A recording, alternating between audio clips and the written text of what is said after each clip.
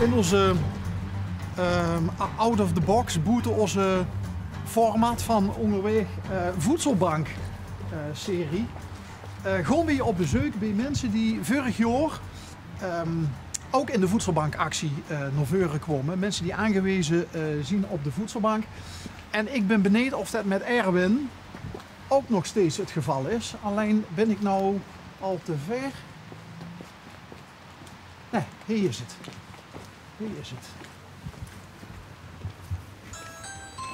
Je weet dat ik kom, maar niet dat ik een camera bij me heb. Dus blijf even boete beeld van de...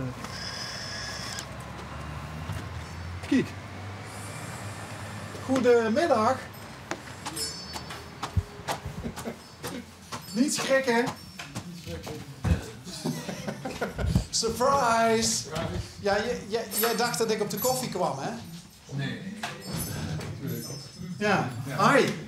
Hoe is het met je? Goed. Ja? Ja. Ja, je ziet er ook goed uit. Het is een beetje een overval. Ja. Maar we moeten een beetje de spontaniteit van het programma erin houden, van onderweg. Zei ik toch? Ja. Ik schreef het je al, hè? Wat schreef je me? Met media moet je oppassen. Ja, en nu denk je, ben ik er toch ingetuind? Nee hoor. Nee? Nee. Erwin, we willen graag, we zijn net op een andere plek geweest, kijken hoe het gaat met de mensen die we vorig jaar in onze voedselbankactie hebben gehad. Mm-hmm. En ik weet niet of kunnen we de stereo misschien even wat zachter zetten? Of moet ik dat doen? Of kan ik dat doen? Mag ik dat doen? Mag je? Ja. Moet ik ergens aan het knopje draaien? Rechtsboven. Rechtsboven? Ja. Die grote bedrijfsknop. Ja. Ja. En ik ben dus ook omdat je vorig jaar in onze finale uitzending zat. Ja. Hoe gaat het met je? Hoe gaat het? Vergeleken met vorig jaar. Nou, dingen zijn veranderd. Ik heb helaas 2 weken terug mijn hond moeten laten inslapen. Dus dat was heel heftig. Ja, jullie waren echt een team, hè? Ja, een hulphond. Dus was 24 uur per dag bij je. Maar ik heb nu wel... ik ben aan het werk als raadslid. Dus ik heb me behoorlijk omhoog geknokt. Zo van maatschappelijk onnuttig bestempeld door de gemeente naar raadslid. Hoe bizar is dat? Ja, heel bizar, heel leuk. Ik weet dat het Huub vorig jaar zei van... volgend jaar ben je aan het werk en bel ik jouw baas op om te vragen of je in de uitzending mag komen. Nou, die uitdaging die is gelukt. Ja, Huub Stapel. Dus die uitdaging is gelukt. Ik ben aan het werk. En ja, dat geeft gewoon een heel goed gevoel. Ik bedoel, financieel schiet je weinig mee op. Ik heb mijn raadsvergoeding nu in plaats van mijn bijstandsuitkering. Ja. Maar ik werk nu wel weer voor mijn geld. En dat gevoel van eigenwaarde, dat is enorm. Ja, daar hebben we het vorig jaar ook heel nadrukkelijk over gehad. Ja. Dat je dat... want je had lang geleden een eigen bedrijfje. Ja. En jij kon er maar niet over uit dat iemand met jouw capaciteiten gewoon geen rol meer kon spelen in de maatschappij. Nee, ja, maatschappelijk onnuttig verklaard. Ja, door de gemeente. Ja, door de gemeente. En nu zit je... In diezelfde gemeente als raadslid. Dat lijkt me echt heel bizar. Ja, nou ja, het is zonder iemand aan te spreken daarop de meest ultieme vorm van wraak. Jij schuift mij aan de kant als maatschappelijk onnuttig. En nu zit ik boven jou en neem ik beslissingen. Want de gemeenteraad is het hoogste orgaan in de gemeente. Die staat nog boven de burgemeester en wethouders. En die positie zit je nu. Dus ja, hoe bizar is het? Want je bent nu politicus. Ja. Erwin Leenheer. Ja, zo heet het. Hetzelfde eigenlijk als wat ik voorheen deed, opkomen voor mensen die niet zelf voor zichzelf op kunnen komen of minder goed voor zichzelf opkomen. En of het op juridisch of politiek vlak is. Dat vechten en die drive om voor anderen op te blijven komen. Dat zit erin en dat komt er op deze manier wel een stuk uit weer. Ja, hoe bevalt dat? Heerlijk. Ja, kun je ook iets betekenen? Ja, ik heb de eerste 2e week dat ik geïnstalleerd was hier in Roermond kermis. Ja. En Roermond heeft geen prikkelarme uurtjes. Dus ik ben met de kermisexploitanten, mensen van de vakbond en zo aan tafel gaan zitten. Hey, joh, dat moet volgend jaar anders. We moeten hier in Roermond ook een prikkelvrije kermisuren hebben. En binnen een paar weken was dat met die exploitanten geregeld. En wat zijn dan prikkelarme uurtjes?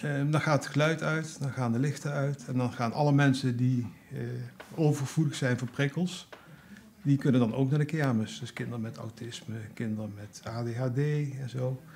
Die kunnen allemaal dan naar de kermis toe, omdat die externe prikkels dan niet aanwezig zijn.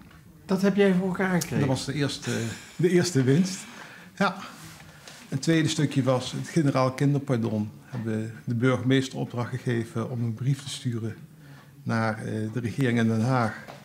Dat wij als Roermond achter het generaal kinderpardon staan. En met uitzondering van de VVD hebben alle partijen uiteindelijk daarmee ingestemd. En die brief die is inderdaad verstuurd.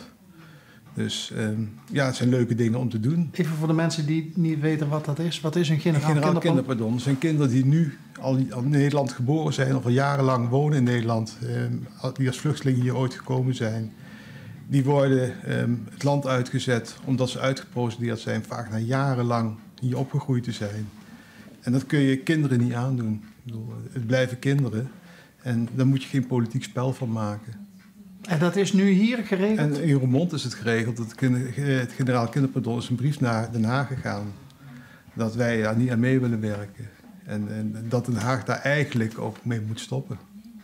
En dan gewoon een generaal kinderpardon. Kinderen die nu hier in Nederland geboren zijn, opgegroeid zijn. Dat je die niet moet terugsturen ten koste van alles. En ook dat was een initiatief van jou? Vanuit GroenLinks. Maar ik heb daar de kar voor getrokken. En ook dat was een succes. En het volgende waar ik me mee bezig hou is dierenwelzijn. Dus een sociale dierenarts en zo gaan zoeken. Een sociale dierenarts? Ja. Wat is? Heel veel mensen die in de bijstand of in de ondergrens leven met inkomen. Ja. Die kunnen bijna geen dierenartskosten betalen. Terwijl ze wel huisdieren willen hebben. Huisdieren zijn heel belangrijk. Zeker bij kinderen ook. En ja, dan moet de mogelijkheid zijn dat mensen toch naar een dierenarts kunnen. En dat een dier ook goed verzorgd wordt. En niet dat je zegt van ja, het is of een snee brood of de hond laten vaccineren. Dan maar een snee brood en de hond niet vaccineren. Dus dat wordt het volgende project. En een sociaal dierenarts die zou dus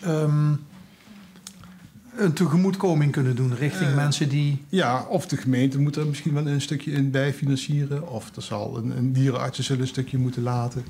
Maar andere regels zijn dat je bijvoorbeeld een rekening van een dierenarts in termijnen kunt betalen. Net zoals je bij de zorgverzekering kunt. Dat een dier wel hulp krijgt. Maar iets anders, waarvan ik denk van daar zou je misschien ook een rol in kunnen spelen. Overduidelijk, vanwege je beperking zit jij in een rolstoel. Mm-hmm. Ik hoor van mensen die daar verstand van hebben, ervaringsdeskundigen, mensen met een beperking, heel vaak dat er nog heel veel dingen zijn waar winst te behalen is als het gaat om voorzieningen voor mensen met een beperking. Is dat iets waar jij je ook nog sterk voor gaat maken? Vanaf de zijlijn wel. Juist omdat ik in de politiek zit en ik wil elke vorm van belangenverstrengeling voorkomen, zeg ik van nou, alles wat met WMO te maken heeft, wil ik wel een adviserende rol inspelen als ervaringsdeskundige. Maar ik wil geen besluitvormende rol nemen.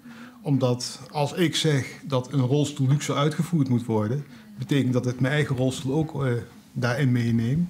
En die belangenverstrengeling wil ik niet hebben. Dus alles wat met WMO te maken heeft, adviserend prima, besluitvorming hou ik me verre van. In het verleden zou dat ook geweest zijn met uitkeringen, omdat ik een bijstandsuitkering had. Maar omdat ik nu een raadsvergoeding heb, ben ik zowel ervaringsdeskundige, maar kan ik me daar politiek wel in bemoeien. Want ik heb geen uitkering meer, dus ik preek niet meer voor mijn eigen parochie als ik vind dat bijstandsuitkeringen omhoog moeten. Maar dit is eigenlijk wel wat je heel graag wilde. Bijstandsuitkering weg. Je hebt een raadsvergoeding nu. Je doet weer iets waardoor je jezelf nuttig kunt maken. Met dat mooie stel hersens wat jij hebt gekregen.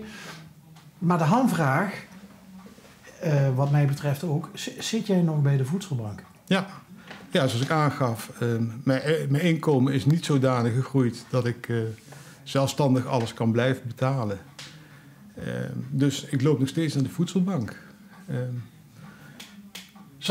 Zou het dan zomaar kunnen dat jij het eerste en misschien wel enige gemeenteraadslid ooit in Nederland bent die afhankelijk is van de voedselbank? Ik durf het niet te zeggen. Ik weet wel dat ik daar zonder schaamte vooruit kom. Omdat ik gewoon wil laten zien van... het ligt niet altijd aan jezelf en je kunt je wel zelf verbeteren.